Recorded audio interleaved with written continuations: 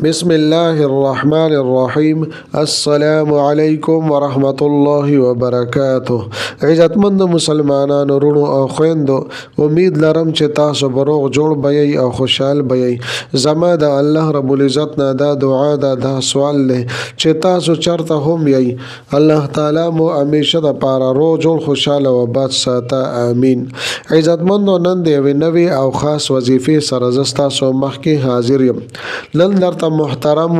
یو داسې عظیم الشان وظیفه بیانوم چې داسې وظیفه به محترم تاسو په ژوند کې چرته هم نه کړي. ډیره خاص او ډیره مجربه وظیفه ده. محترم، دا وظیفه د الله جل شانه د یو اسم مبارکه د یا رافع وظیفه ده. ډیره زبردست او ډیره بهترینه وظیفه ده. محترم، چې په ژوند کې د تاسو کوم حاجات نه وي پوره شوي، هغه حاجات په ظاهره به د تاسو په نظر کې ناممکن ښکاریږي. هغه مقاصد او هغه خواهشات چې هغه جایز دي خو تر اوسه پورې لا د تاسو نه دي پوره شوي، ان شاء الله تعالی الله جل شانه به دغه حاجات دغه مقاصد پوره کړي.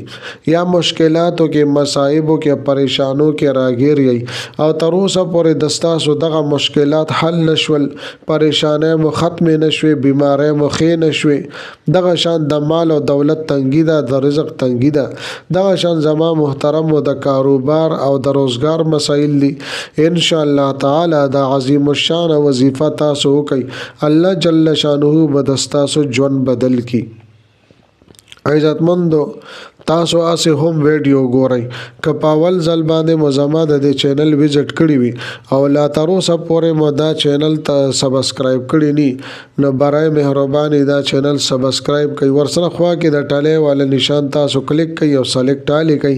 د دې لپاره چې د هر راتلونکي ویډیو نوټیفیکیشن تاسو ته ملاويږي. ځکه چې محترم په دې چینل کې زه تاسو ته هر قسم مستند وظایف راوړم. هغه مستند وظایف چې ما ته خپل استادانو د هغې اجازت راکړې دی. د دې نه علاوه زما عزتمند استادو تعویضونه پکار وي، ستاسو نقوش پکار وي، نو ما سره زما په واتس اپ نمبر باندې تاسو رابطه کولی شئ. محترمو، که چېرې تاسو دا وظیفه کول غواړئ نو ویډیو اخره پورې وګورئ، سکپ کوئ یې مه. محترمو، دا نننۍ وظیفه ډیره عالی شان، ډیره طاقتور او ډیره مجربه وظیفه ده. ان شاء الله تعالی دا وظیفه دا عمل تاسو کوي، کریم رب مو ژوند بدل کی. د دې چې تاسو حیران کن کمالات وینئ نو حیران به پاتې شئ. د انسان په زندګۍ کې مختلف قسمه حالات راځي. کله د انسان ته حاجات متوجي کیږي، کله مشکلات او پریشانو کې دغه انسان راګیر شي. د دې نه علاوه حاجاتو د پاره او دغه مقاصدو د پاره که دغه مقاصد د مال او دولت د وجوي یا د معاشي او د رزق د وجوي او انسان په دغه کې مبتلای یا عام مشکلات او پریشانو کې او ډیپریشن وغیرہ کې تاسو راګیر یې، نو دا انسان بیا دا سوچ او فکر کوي چې زه به د دې حالاتو نه به زه څنګه وځم، زما په زندګۍ کې به سکون او آرام څنګه راشي. محترمو، په زندګۍ کې لازمان تاسو دا وظیفه وکړئ او دا وظیفه ازماو کړئ. زما محترم د الله جل شانه یو اسم مبارکه ده، یا رافع. محترم د استاسو هغه حاجات چې هغه د سوجنه انخ او دغه انختی او اٹکاو کارونه به د استاسو روان شي او پوره بشي. محترم، په دې ویډیو کې زه تاسو ته د یا رافع دو عملونه خیم، دو وظیفې زه تاسو ته خیمه. هغه کاروبار چې هغه ودرېدلی وي، حاجات چې هغه اٹکاو شي وي، انختی وي، ستاسو حاجات نه پوره کیږي او دا شان د ستاسو سم مقاصد وي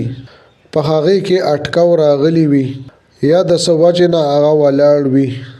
نو زما محترم تاسو دا وظیفه او کې ستاسو ټول مقاصد به الله تعالی پوره کړي، تمام جایز خواهشات په الله تعالی پوره کړي. نه قرانګي تاسو سره پریشانه کې مشکل کې یا ستاسو ناممکن حاجتونه الله تعالی به ستاسو حاجتونه پوره کړي. زما محترم د دې لپاره تاسو د یا رافع وظیفه کولی شئ.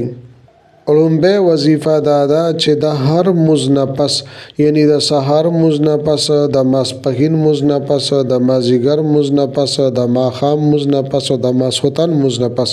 کله چې تاسو مونځ وکئ نو یا رافعو یا رافعو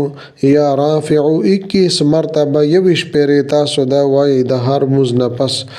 ان شاء الله تعالی چې کوم کار د ستاسو انختلی وي اټکو شي وي هغه حاجات وي ناممکنه حاجات وي یا سم مقاصد وي او هغه انختی وي هغه پوره کیږي نه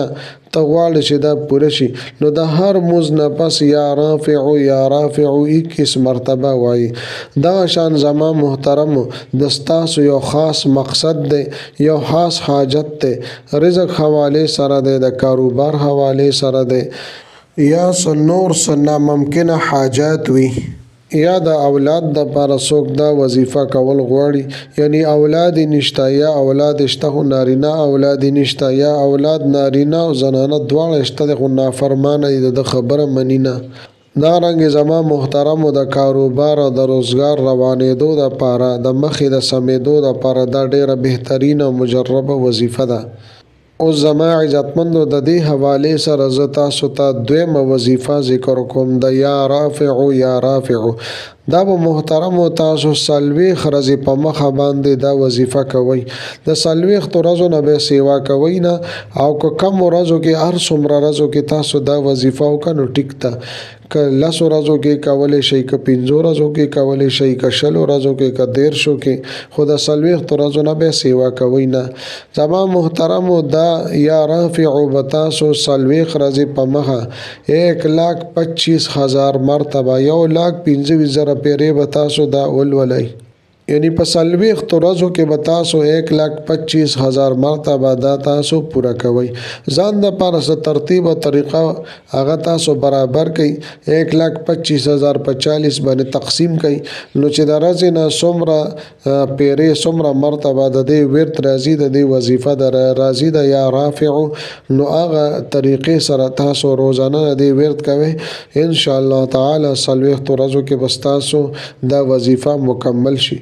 کله چې زما محترمو سلويخ ورځې دا وظیفه وکړه نو د هغې نه پس به د الله تعالی په دربار کې په عاجزۍ سره دعاګانې وغواړئ او لاس په پورته کړئ د خپلو حاجتونو دپاره تکالیف او مصایب او مشکلاتو د ختمېدو دپاره ان شاء الله تعالی الله تعالی به د ستاسو تمام مسایلو کې هر قسمه ناممکنه حاجتونو کې د ستاسو مدد کوي زما عزتمندو امید لرم چې دا ویډیو دا وظیفه به ستاسو ډېره زیاته خوښه شوي که ویډیو مو خوښ شوي ویډیو لایک کړئ چینل سبسکرایب کړئ ملاویږم به تاسو سره بله ویډیو کې بلې وظیفې سره تر هغه وخته پورې ماته اجازت راکړئ د لوی الله په امان